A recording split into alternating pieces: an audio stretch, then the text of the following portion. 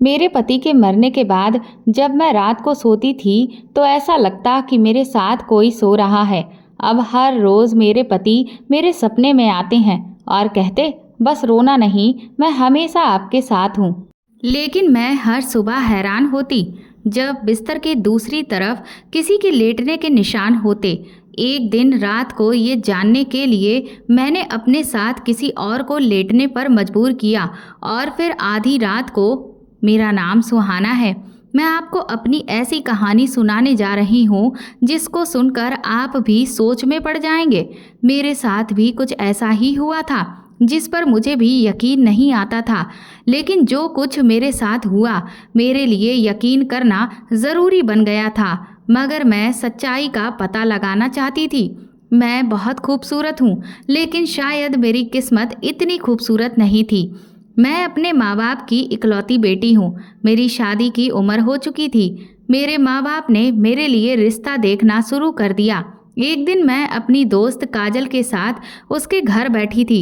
मेरी माँ मुझे सब जगह ढूंढ रही थी, जैसे मैं कहीं खो गई हूँ। मैं जवान थी, लेकिन मेरी माँ मेरी परवाह बिल्कुल किसी छोटे बच्चे की तरह करती थी। वो मेरी सहेली के घर आई और कहने लगी, तुम यहाँ पर बैठी हो, घर चलो, जल्दी तुम्हें देखने के लिए रिश्ते वाले आए हैं। और तुम्हारा मोबाइल कहाँ है? मैं तुम्हें कितनी देर से कॉल कर रही हूँ, लेकिन तुम्हारा नंबर बंद जा रहा है। अपना फ़ोन क्यों बंद कर रखा है तुमने? मैंने माँ से कहा, मेरे फ़ोन की बैटरी ख़त्म हो गई होगी, शायद इसीलिए बंद हो गया होगा। मैं अपने घर जाने के लिए तैयार हो गई। तभी मेरी सहेली मेरे साथ चलने लगी। घर जाते जाते मैंने थोड़ा सा मेकअप कर लिया और चाय को हाथ में लेकर लड़के वालों के सामने चली गई। वो लोग मुझे देखकर हैरान ही रह गए। उन्होंने कहा कि बहुत ही प्यारी लड़की है, हमें आपकी बेटी बहुत पसंद आई है। हम अपने भाई के लिए ऐसी लड़की ही तलाश कर रहे थे। उन्होंने बताया कि उनके माँ बाप नहीं हैं, यानी मुझे देखने के लिए लड़के की बहनें आई हुई थीं। वह 3 बहनें थीं और तीनों की शादी हो गई थी, इसलिए वह अपने छोटे भाई के लिए प्यारी सी लड़की ढूंढ रही है। और कहने लगी कि हमारे भाई का घर भी अलग है। ये रिश्ता बहुत अच्छा था। लड़का ज़्यादा खूबसूरत नहीं था, लेकिन रिश्ते से इनकार करने वाली भी कोई खास वजह भी दिखाई नहीं दे रही थी। खैर, लड़का इतना भी बुरा नहीं था, बस उसका थोड़ा सा रंग सांवला था। मेरी माँ ने तो इस रिश्ते के लिए फौरन ही हाँ कर दी। इस लड़के की बहनों की यही शर्त थी कि शादी जल्द से जल्द हो जाए, क्योंकि वह तीनों बहनें ही अपने ससुराल में रहती थीं और उनके पास इतना वक्त नहीं था कि वह अपने मायके में भी वक्त गुजार सकें। इनमें से एक बहन तो शहर से बाहर रहती थी, लेकिन अभी अभी अपने भाई के लिए लड़की देखने के लिए कुछ दिनों के लिए आई हुई थी। मेरी माँ ने कहा कि रिश्ता हाथ से ना निकले, क्योंकि अकेला घर है। लड़का भी अच्छा खासा पढ़ा लिखा और अमीर है, और सबसे अच्छी बात ये थी कि इस लड़के के घर मेरे घर से काफ़ी करीब था। ये बात तो हमें भी पता थी कि इस घर में कोई लड़का है जो अकेला ही रहता है, इसके माँ बाप नहीं है। लेकिन क्योंकि इस घर में कभी कोई औरत नहीं थी, इसलिए वहाँ कोई आता जाता भी नहीं था, और हमने भी कभी उसके साथ ज़्यादा मेल मिलाप भी नहीं रखा। मुझे क्या पता था कि इस घर से मेरे लिए रिश्ता आ जाएगा। जिस लड़के से मेरी शादी होने वाली थी उसका नाम सुमित था। सुना था कि जिस लड़के से शादी होने वाली है वो काफ़ी अच्छा और मेहनती लड़का है। कुछ दिनों बाद ही मेरी उससे शादी हो गई और मैं शादी करके अपने ही पड़ोस में चली गई। जब मेरा दिल करता है तो अपने मायके चली आती हूँ। मेरे पति ने कभी मुझ पर रोक टोक नहीं की थी, और मेरी तीनों ननद अपने भाई की शादी करवाने के बाद अपने अपने घरों को लौट कर चली गई थीं, और वह तीनों ज़्यादा अपने मायके आई भी नहीं थी।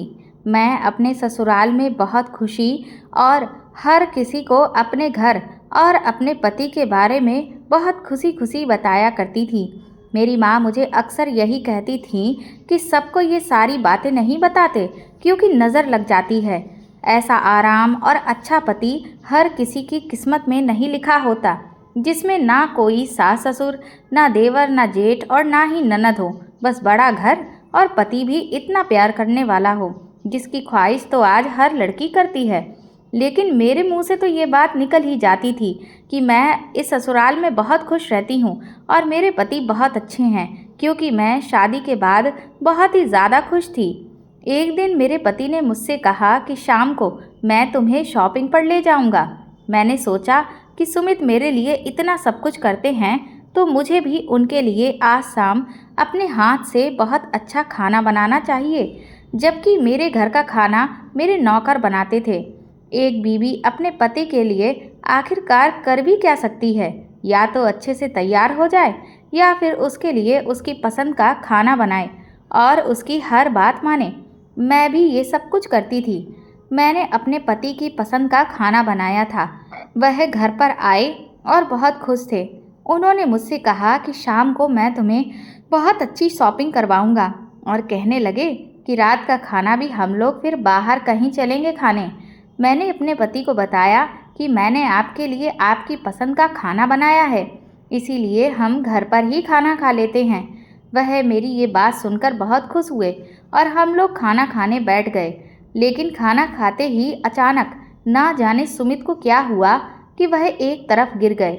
मुझे लगा कि वह मुझसे मजाक कर रहे हैं या फिर एक्टिंग कर रहे हैं, लेकिन जब मैंने चेक किया तो वह बेहोश हो चुके थे।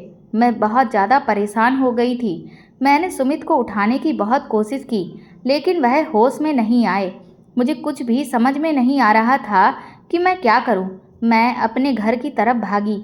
मैंने देखा कि मेरे घर पर कोई नहीं था और ताला लगा हुआ था। मैंने जल्दी से एम्बुलेंस को बुला लिया और अपने पति को अस्पताल के डॉक्टर के पास लेकर गई तो डॉक्टर ने उन्हें अच्छे तरीके से देखा।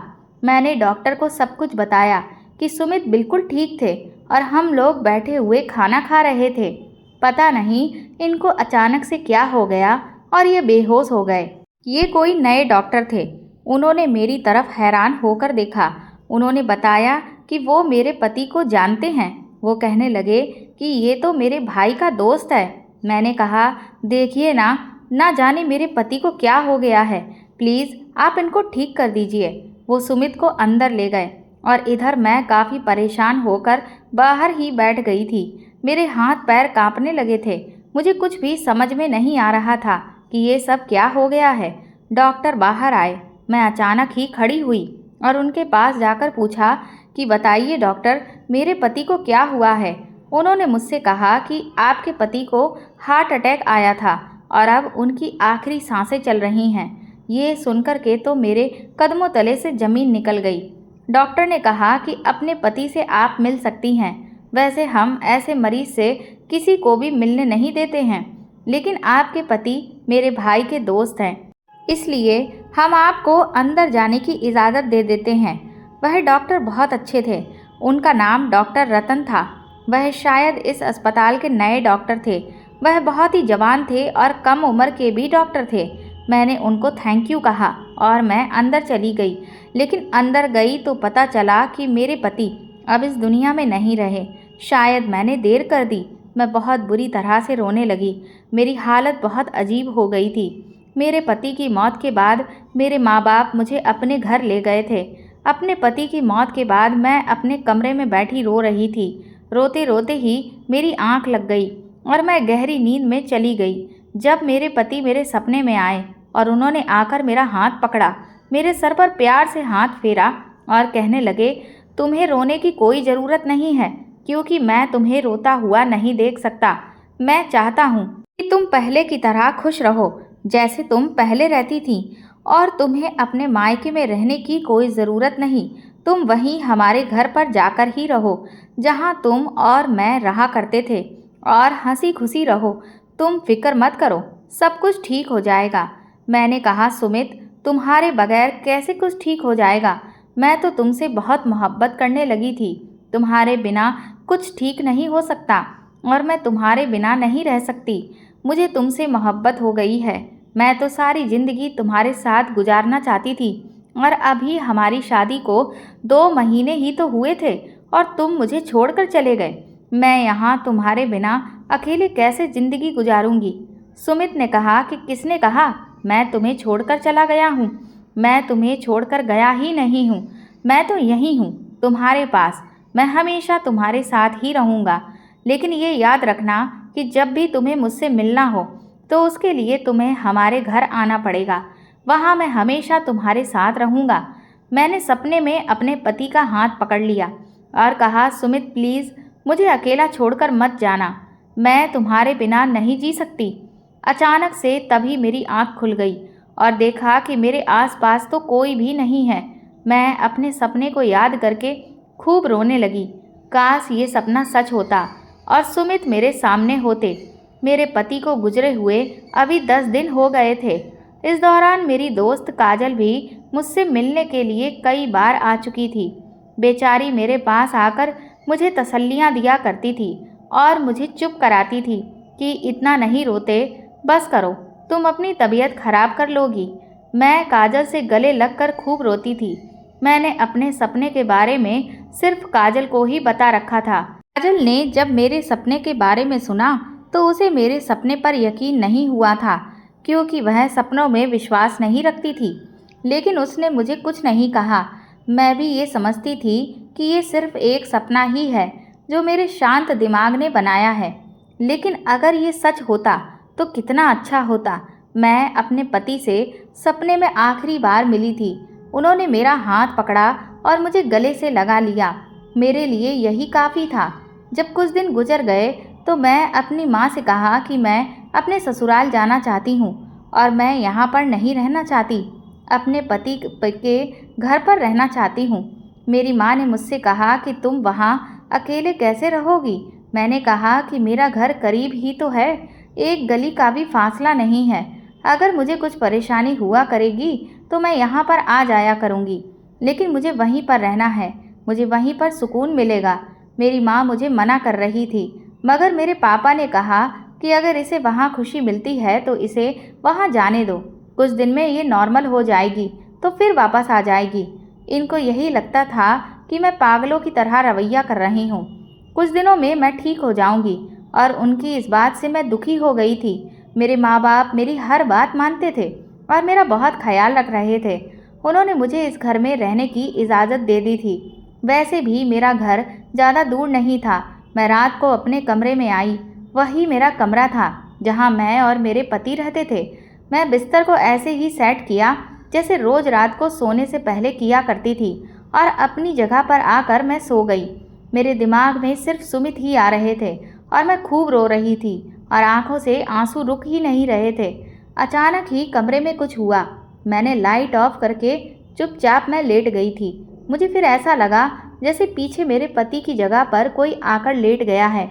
मेरे कदमों तले से ज़मीन निकल गई, मेरी सांसें तेज हो गईं और मेरे दिल की आवाज़ मेरे कानों में गूंजने लगी। मेरे अंदर हिम्मत ही नहीं थी कि मैं पलट कर देखती। मैं बहुत ज़्यादा डरने लगी थी। जब कोई इस दुनिया से चला जाता है तो इंसान चाहता है कि वह कहीं से भी वापस आ जाए और हम उसको देख सकें, लेकिन यह एहसास ज़िंदगी में इतना खौफनाक होगा मुझे अंदाज़ा भी नहीं था।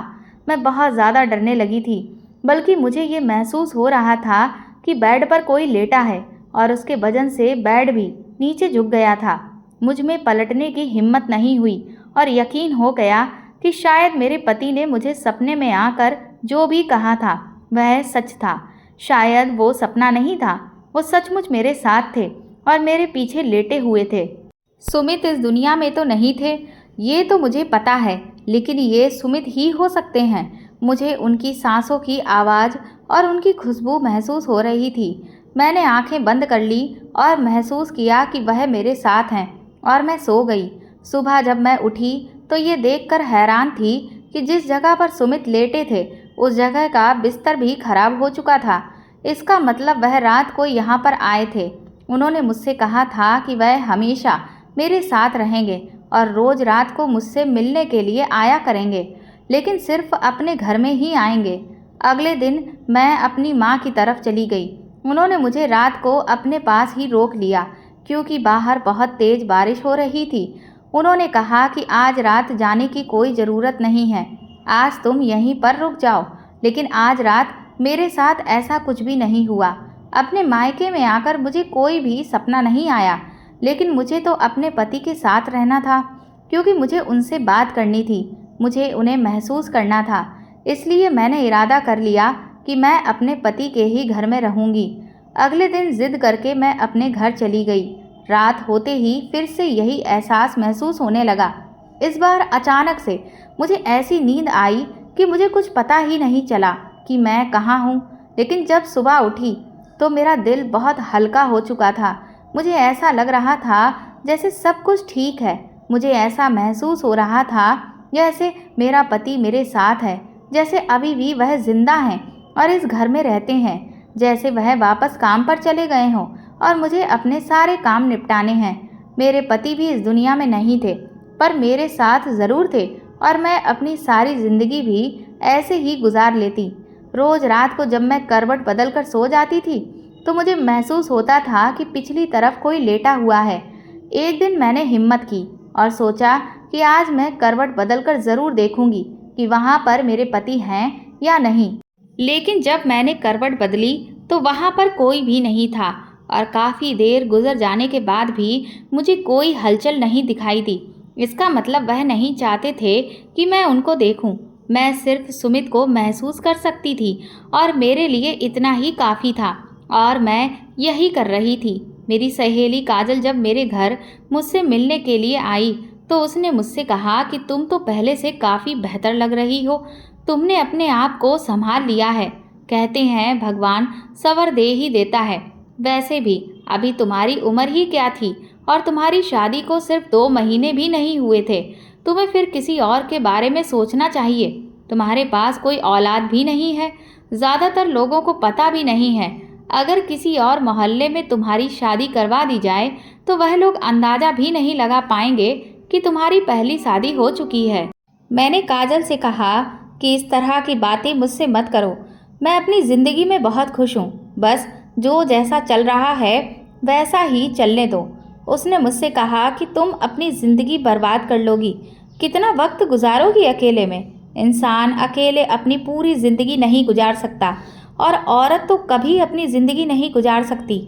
मैंने कहा कि मुझे कोई परेशानी नहीं है, बस मैं अपनी ज़िंदगी में बहुत खुश हूँ। मुझे रात को बहुत अजीब अजीब तरह के सपने भी आने लगे थे। शायद वही पल मुझे याद आ जाते थे जो मैंने अपने पति के साथ गुजारे थे। लेकिन मुझे इतनी सुकून की नींद आज तक नहीं आई थी। पता नहीं मुझे इतनी अच्छी नींद कैसे आ जाती थी कि मुझे होश तक नहीं रहता था। कभी कभी तो मुझे महसूस होता था कि मेरे साथ बिस्तर पर मेरे पति सो रहे हैं और इसके बाद अचानक से ही मुझे नींद आ जाती थी।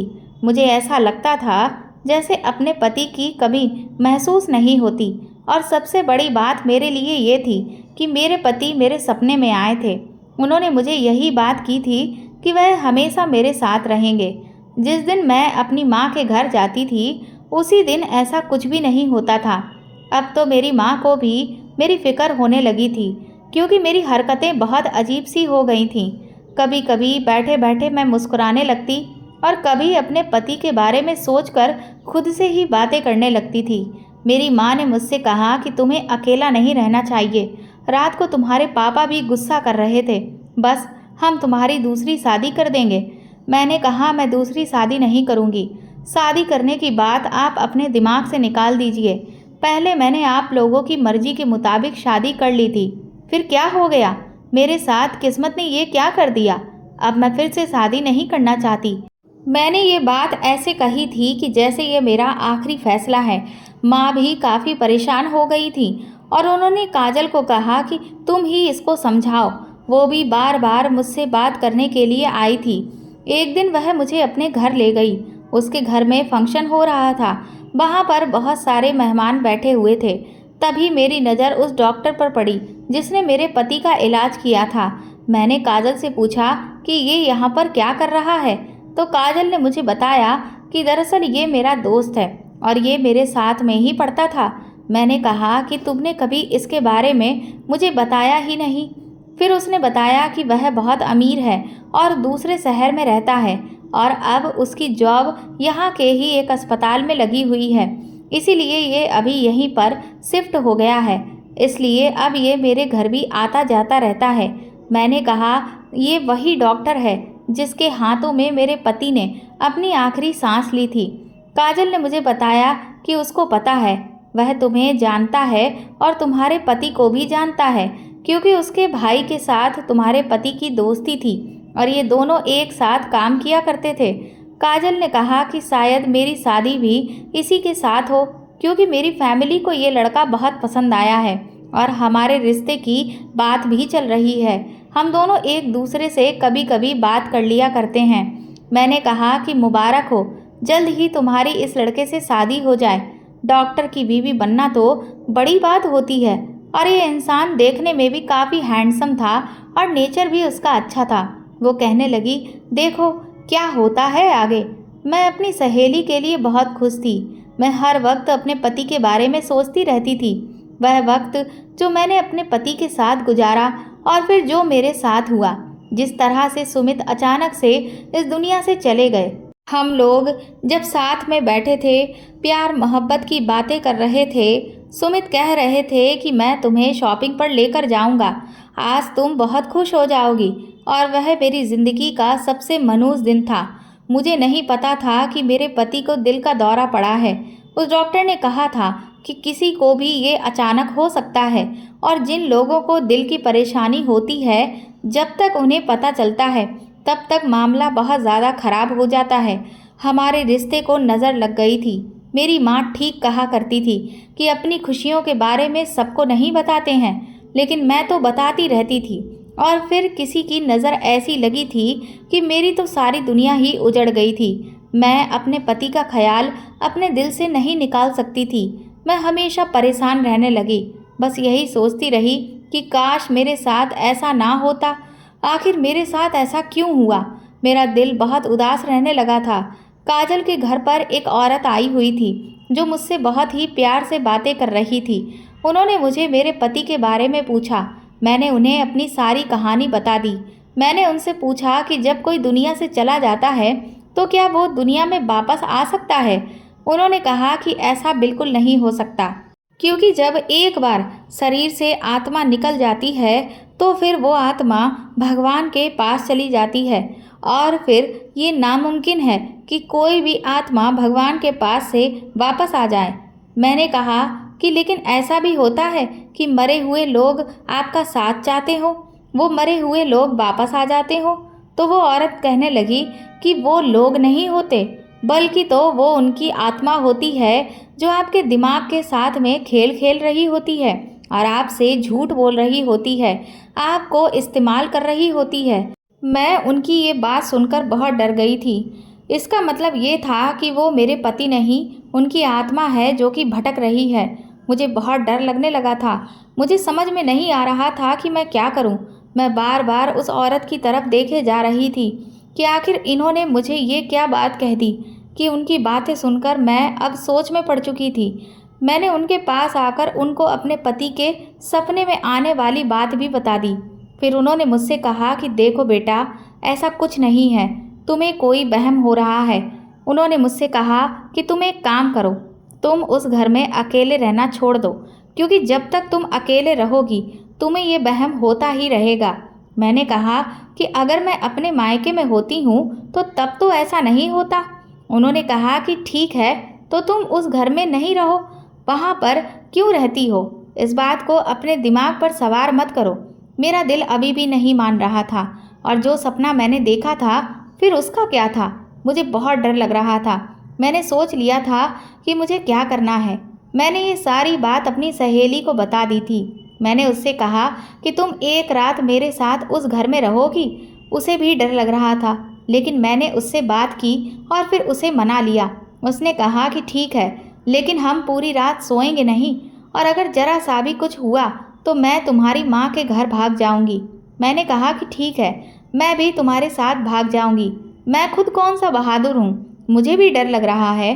वो मेरे साथ मेरे घर आ गई और मैंने उसे कहा कि तुम मेरी जगह पर लेट जाना, क्योंकि जैसे ही मैं करवट बदलती हूँ मुझे कुछ भी महसूस होना बंद हो जाता है।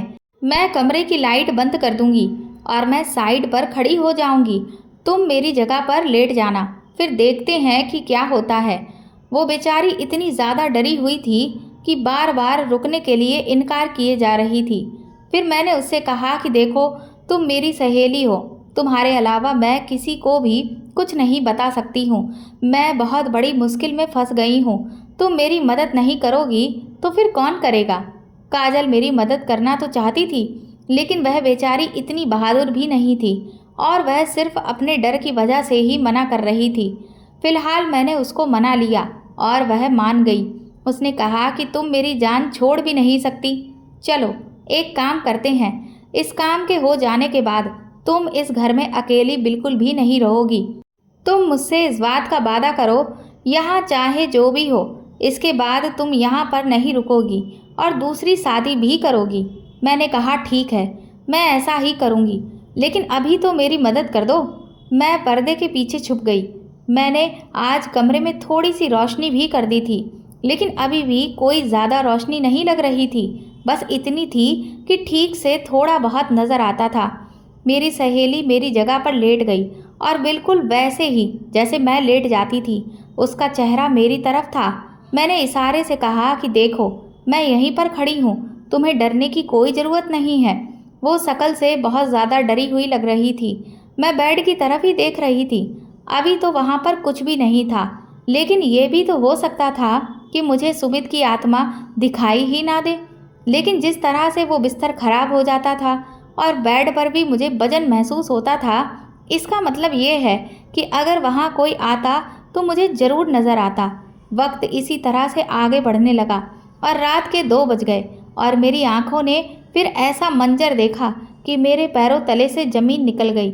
इस घर में खिड़की से कोई अंदर आया। वो कोई आदमी था, लेकिन उसका कद मेरे पति से ज़्यादा लंबा था और थोड़ी देर के बाद उसके पीछे 3 और आदमी अंदर आए, जिसमें से एक आदमी एक तरफ खड़ा हो गया और जो 2 आदमी पहले आए हुए थे, उसने एक रूमाल पर कोई दवा लगाई और मेरी सहेली की नाक के करीब ले जाने लगा, जो आंखें बंद किए हुए लेटी थी। इतने में ही मैंने चीखना चिल्लाना शुरू कर दिया। वो लोग भी चौंक गए और मैंने लाइट ऑन कर दी। लेकिन सबसे ज़्यादा मेरी सहेली हैरान थी, क्योंकि इस कमरे में जो शख्स खड़ा हुआ था वह उसका मंगेतर था, यानी कि वही डॉक्टर जिसके हाथों में मेरे पति ने दम तोड़ा था, और उसके साथ 3 और लोग भी थे। मैंने साइड पर रखा हुआ डंडा उठा लिया और कहा कि आगे बढ़ने की कोशिश की तो मैं तुम लोगों की जान ले लूँगी। मेरी सहेली भी मेरे पीछे छुप गई और वह उससे कहने लगी कि तुम यहाँ पर क्या कर रहे हो और ये लोग कौन हैं। उस डॉक्टर ने उन लोगों को तुरंत ही वहाँ से भगा दिया और कहने लगा कि मेरी बात तो सुनो पहले, मैं तुम लोगों को सब कुछ सच सच बताता हूँ। डॉक्टर भी बहुत ज़्यादा घबरा गया था, लेकिन मैं उसकी कहानी समझ चुकी थी। मैंने अपने नंबर से अपने पापा को कॉल मिला दी, लेकिन इस तरह से उन्हें सब बताया कि उनको पता ना चले। थोड़ी देर के बाद वहाँ मेरे पापा भी पहुँच गए, क्योंकि मैंने घर के दरवाजे पर लॉक नहीं लगाया था, और मेरी माँ भी आ गई थी। उन्होंने डॉक्टर को पकड़ लिया और एक तरफ बिठा लिया। इसके बाद उसने सारी सच्चाई बता दी, जिसको सुनकर हम सबके होश उड़ गए थे। पहले तो वह कुछ बता ही नहीं रहा था, लेकिन शायद मेरे पापा ये बात समझ चुके थे, इसलिए वह बार बार उस पर हाथ उठा रहे थे और वह चुपचाप मार खा रहा था, क्योंकि उसकी गलती थी। और काजल, वो काफ़ी परेशान हो रही थी, क्योंकि उसका होने वाला वो पति था और उसका यहाँ क्या काम था। और जिन लोगों को वह अपने साथ में लेकर आया था वह पता नहीं कौन लोग थे, लेकिन उसने उनको टाइम पर ही भगा दिया और खुद वह हमारे हाथ लग गया था। फिर उसने बताया कि उसे ये बात पता थी कि मैं इस घर में बिल्कुल अकेली रहती हूँ और मेरी दिमागी हालत भी इस वक्त ठीक नहीं चल रही है, इसीलिए मैं रात को यहाँ पर आ जाता हूँ और इसे क्लोरोफॉर्म सुंघाकर बेहोश कर दिया करता था। फिर मेरे साथ मेरे कुछ दोस्त भी आ जाया करते थे और वो ये समझती थी कि उसके पति की आत्मा आई है, जबकि उसके पति की आत्मा नहीं बल्कि मैं ही होता था। एक बार उसने देखा भी था तो मैं बेड के पीछे छुप गया था, इसलिए वह पलटकर कभी भी नहीं देखती थी। मेरे पापा ने उस डॉक्टर के मुंह पर थप्पड़ दे मारा, लेकिन मैं ये सोच रही थी कि इसको ये सब कुछ कैसे पता चला कि मैं अपने पति के बारे में इस तरह से सोचती हूँ। इसको इस बारे में किसने बताया, क्योंकि मुझे तो ये सब कुछ सपने में आया था। जब मैंने उससे सवाल किया तो उसने काजल की तरफ देखा और काजल ने अपना सर झुका लिया। काजल ने बताया कि हम दोनों एक दूसरे से फ़ोन पर बात करते थे। तुमने मुझे ये बात बताई तो मैंने उसको भी बता दी। लेकिन मैंने इस तरह से इसको नहीं बताई थी। मैंने तो बस ये कहा था कि मेरी बेचारी सहेली बहुत दुखी है। अजीब अजीब से उसे आजकल सपने आते हैं और वह ये समझती है कि उसके पति की आत्मा रोज रात को उसके पास आती है उससे मिलने के लिए और फिर उसके बाद उसके साथ में ही सो जाती है। मुझे क्या पता था कि ये इंसान इतना घटिया है कि ये इस बात का फ़ायदा उठा लेगा। मैंने तो उसको ये बात बस ऐसे ही बता दी थी। मैंने जब अपनी सहेली के मुंह से पूरी बात सुनी तो मैंने अपना सर पकड़ लिया। मेरे साथ इतना बड़ा हादसा हो गया था। मैं खड़े खड़े ही बेहोश हो गई। मेरे पापा ने उस डॉक्टर को पुलिस के हवाले कर दिया। काजल ने उसके साथ अपने सारे रिश्ते ख़त्म कर लिए और मैं फिर से अपनी ज़िंदगी के एक बहुत बड़े दुख से निकलकर दूसरे दुख में चली गई थी। ये मेरी गलती थी।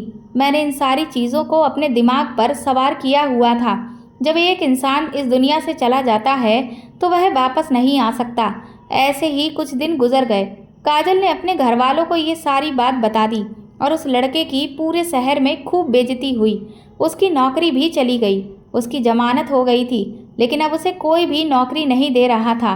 मैं तो हैरान थी कि वह एक डॉक्टर था और डॉक्टर होकर उसने इतनी घटिया हरकत की। उसने मुझे जिस दिन पहली बार देखा था उसी दिन मुझे ऐसे देख रहा था कि जैसे मेरा दीवाना हो गया हो।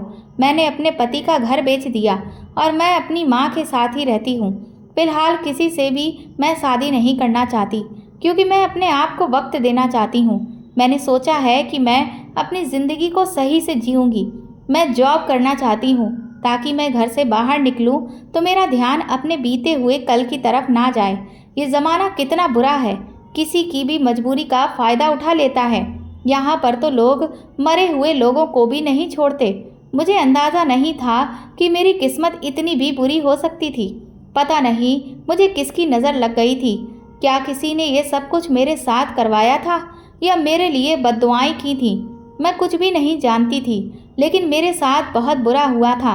मैं अपने आप को बिज़ी रखना चाहती हूँ। फ़िलहाल तो मुझे अच्छी नौकरी मिल गई है और मैं अपनी ज़िंदगी में आगे बढ़ने की कोशिश कर रही हूँ। तो दोस्तों, आपको ये कहानी कैसी लगी हमें कमेंट करके ज़रूर बताएं और प्लीज़ इस कहानी को ज़्यादा से ज़्यादा शेयर और लाइक करके मेरे चैनल को सपोर्ट करें।